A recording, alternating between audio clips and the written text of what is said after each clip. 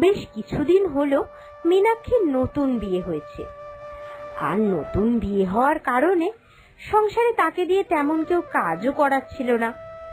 একদিন হঠাৎই, মা, আমার কিন্তু এইরকম সারাদিন পায়ের ওপর পা তুলে বসে থাকতে ভালো লাগছে না, দিন না আমায় কটা কাজ করতে।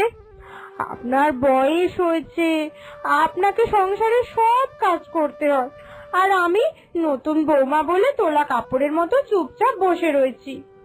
দিন না মা কটা কাজ করতে, ভালো লাগছে না তো এইভাবে। বাপের বাড়িতেও আমি মায়ের হাতে হাতে অনেক সাহায্য করতাম, তাহলে এখানে এমন কেন মা? পাগলি মেয়ে, শোনো, কাজ করতে চাইছো তো তাহলে এক কাজ করো, রান্নাঘরে শাক রাখা রয়েছে, ওই শাকটা ভালো করে